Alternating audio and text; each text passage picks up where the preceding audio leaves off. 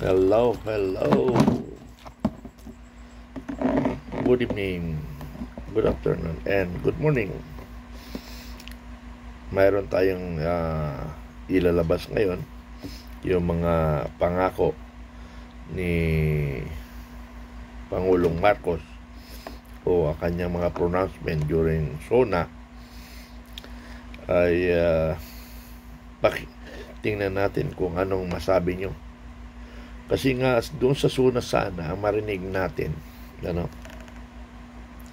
ay accomplishment, hindi plano. Matapos ang program, matapos ang term niya puro plano lang na wala pang output.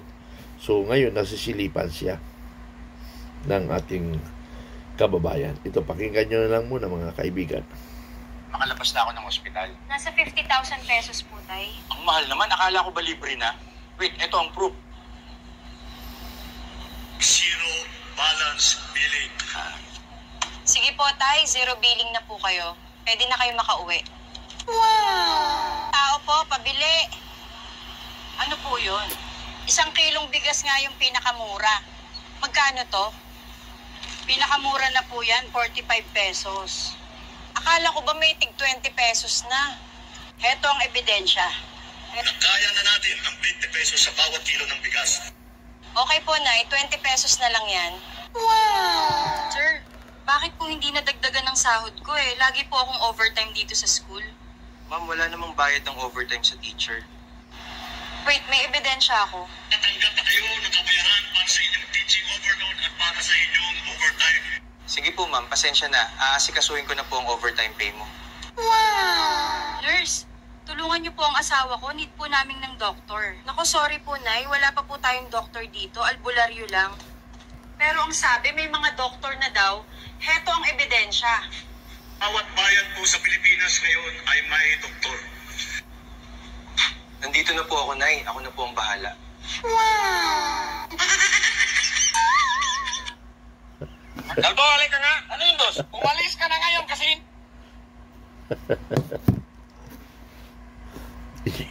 Yung sinasabi ng Pangulong Marcos, accomplishment niya ng SONA. Puro palpak eh. Yung hospital billing, alam ko dyan, wala, noon pa man yan na libre. Kaya lang meron mga pagsamantala. Yung sa bigas, 20 kilos, mayroon ako nakita bigas 20 kilos dito sa amin sa Antipolo, pero 1 linggo lang wala na. Ang pinakamababa is 35. Ano ba yan? Ano bang lokohan na naman ito? Yung isa, wala, lahat daw ng munisipyo ngayon may doktor. Nako awan ko ba sa government na ito. Hindi naman sinasabi ko mga kaibigan na itong gobyerno lang ang mapaglinlang. Pero grabe itong gobyerno na ito. Grabe. Nakakabuisit, nakakahiblad. Ang pinagtataka ko lang, bakit ang daming bulag, bingi at pipi? Yun gusto kong malaman Bakit merong ganun tao? Hindi ko malaman, politika na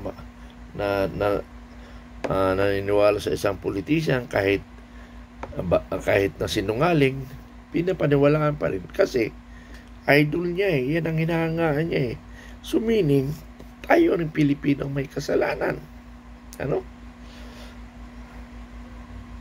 Kaya nga ako nalulungkot mga kaibigan. Paulit-ulit kong sasabihin ito para lahat ng tao, yung paulit-ulit ko, malay mo, out of 100 na listener ko at lagi niya narinig siguro may pagbabago sa 100 naniwala doon 20. Malaki ng accomplishment natin yan. Kung everyday 20 ang dami rin yan, di ba? Sa buong Pilipinas.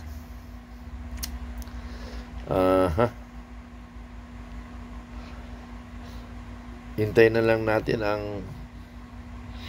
Pero matagal pa kasi yung yung 2028, sino ang mananalo. Problema lang yan, kung gagamitan na naman ng mga magic. Ano yung magic? Yung tupad, akap, na before the election, mag-release sila ng bawat congressman in minimum of 20 million. Para yung 20 million, pambayad sa mga botante. So, panalo na rin yung congressman, panalo na rin yung presidente. Kasi congressman ang mag-i-endorse eh. So, tuloy lang tayo. Filipino Guerrilla Forces. Philippine Guerrilla Forces. Tuloy lang tayo pagbuo. At hindi para ngayon, hindi para bukas ang Filipino Guerrilla Force, kung hindi habang may Pilipino, mayroong Filipino Guerrilla Forces. Yan yung pangarap natin. Mga kaibigan? So, may maganda akong balita sa mga commanders ninyo. Alamin nyo, mayroon tayong business. Business yan na magamit para lumawak tayo, para mayroon kayong gastusin sa inyong pag-iikot at sakaling magkaroon ng problema sa inyong membro.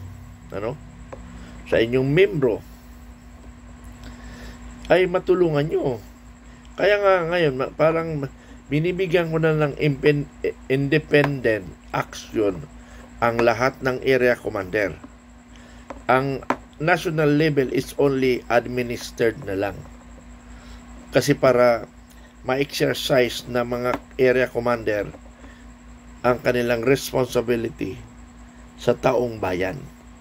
Katulad halimbawa, yung may nagkuha sa Region 11 na mayroon daw member FGF, pinatay. So, information na lang yun sa amin. Dapat na-aksyonan na ng area commander. I-report nyo sa area commander nyo. Huwag na sa national. Ang national, bahala na ang area commander ang magpaparating sa akin. Kasi administer na lang kami.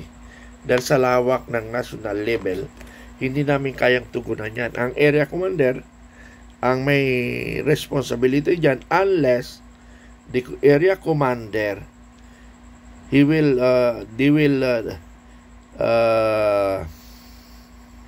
relay to his regional commander, then regional commander down to province. Siguro hanggang province na lang, kasi pag binaba mo na city, medyo lumilit na naman yung function nyo. So dapat yung area commander up to province, okay na yun, na iba na magiging semi-autonomous sila, na paano sila kumita. Anyway, mayroon yan discussions. Hinihintay ko lang feedback ng mga area commanders and commanders from the affiliated command. Mayroon akong hinihintay para may magamit kayo sa inyong operation. Pero hindi ibig sabihin ay bukas na yun magsimula, hindi. Kailangan may approval pa from the national and investor and from the government. So, mahabang proseso pa rin yan. Kung mangyari yan, siguro sa a minimum of 3 months, pwede na. So, anyway, doon na kayo magtanong sa inyong mga commanders. Magtanong kayo sa commanders ninyo. Ang akin dito is hinihintay ko lang ang reporting ng area commanders. Nasa information and dissemination ko yan. Kasi para ang Filipino Guerrilla Force, both barangays, mayroon tayo membro. Pag mayroon na tayo lahat membro sa barangay, sa 42 barangays and 400 yata yun, ay mababantayan na natin ang buong Pilipinas.